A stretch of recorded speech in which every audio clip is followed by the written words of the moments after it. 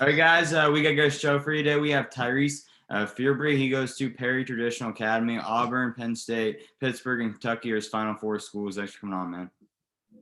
Hey, chilling, man. Hey, so we start out with two would you rathers always before we start. First one, would you rather watch a regular season game field side or like a high stakes playoff game from the rafters? Regulars, no, high states. Really? Yeah. It just got to be there, right? If you get to see a Super Bowl win, it's nothing like that. Yeah. Okay, next one. Would you rather have a shoe or an award named after you? I'd rather have an award named after me.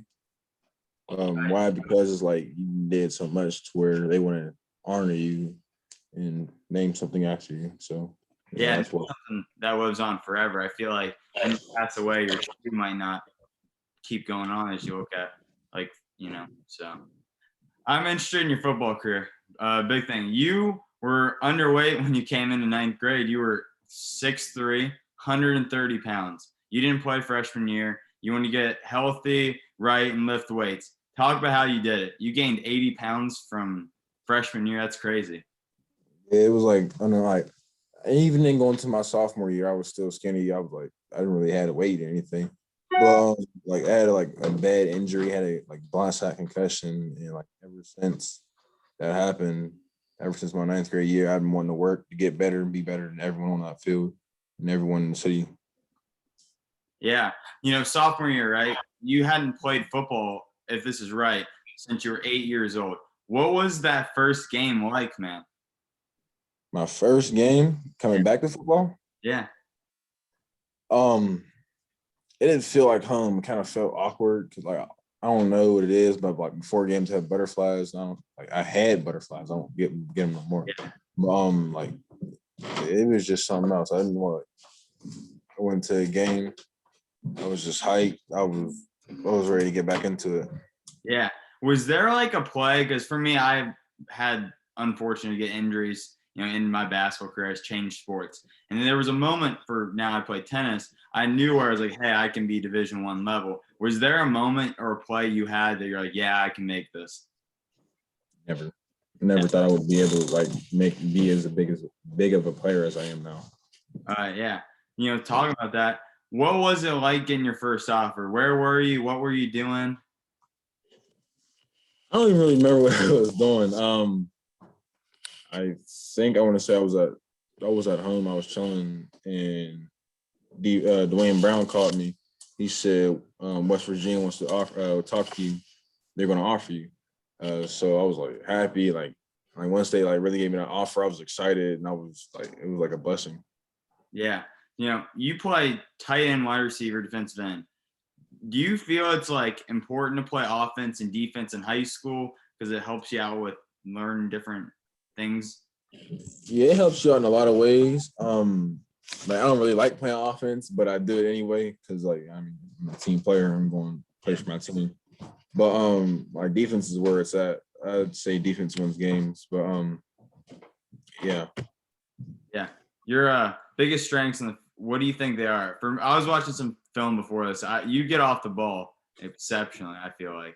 And yeah, I'm a fast guy getting off the ball, man. I'm like fast. Not a lot of people don't expect to be like a 6'5" guy moving as I do getting off the ball. Yeah. But yeah, it's something that I work on all the time and something I want to get better at. I was like, I feel like the past few years, the game's really changed for the linemen, for the guys, because like I feel it's a lot more quickness off the edge than it was in the past. Do you feel the same way? Something like that, yeah. Yeah. So the high school season, right? How did it go for you? And talk about the struggles with like COVID and everything for you. It was a real big struggle. We didn't really have like an off season to get in the weight room and work out. We didn't really have time to put in like a lot of our full playbook. So we just had to work with what we had and make the best of it. We struggled in the season offensively, but I feel like we're going to come back this year and be pretty good. Yeah, at least you guys got to play. A lot of states didn't even get to play. Yeah, we got all our games back. We only played 5 games last year. This year we get a full schedule, and I'm just ready to go into every game and destroy. Yeah, I like that. So you're talking about destroying next year. What are you working on to make next season the best season you've had? A lot of technique. A lot of technique. Like that's my main thing. I didn't really use a lot of technique. I really depended off my speed last year, but this year it was like it's a combination of speed and technique, and you just gotta figure out how to stop him. Yeah. I want to talk about you release your top four. I don't say anything about those, but I just want to ask you, what was the biggest thing about those schools that separated them? They really stand out to me. The coaching staff, like they really stand out. They support me like track, football, basketball. Like they're real supportive, and like that's the staff I would want to play for. Yeah. I have to ask about this. You were a self-proclaimed gamer. What games do you play? 2K, Madden, Call of Duty. Yeah, that's really I play 2K and Madden religiously. That's all I do, man. Yeah, I'm not real big on 2K. I'm more of a Madden player. I don't know why, but yeah. I mean, I love playing Madden. I get it every year, but I feel like it's so stupid because they just it ain't stupid. Like I feel like it's stupid. Like you essentially buy the next Madden. Like I can see the graphics being better, but like you basically it's the same thing. Same point. You just it's just basically an updated roster, just in different graphics. Yeah, I always felt it was the stupidest thing, but I buy it every year. Yeah. Okay, you received an invitation to play in the Under Armour All-American game. How was that moment for you? It was unbelievable. I never expected like even get called an All-American, especially like coming from the city league. I don't think we had anyone like becoming an All-American or like, man. So it's just like I'm blessed to be at this point. Yeah, is that in the summer next? When is that? No, that'll be in January. January. So I'll be in Orlando, Florida. So I'll be training. I'll be talking like with some great guys in all across the country. I mean, yeah, it's kind of funny talking about players all across the country. What's the best piece of advice you've been given to this point from a coach, family member? There's takers and there's givers.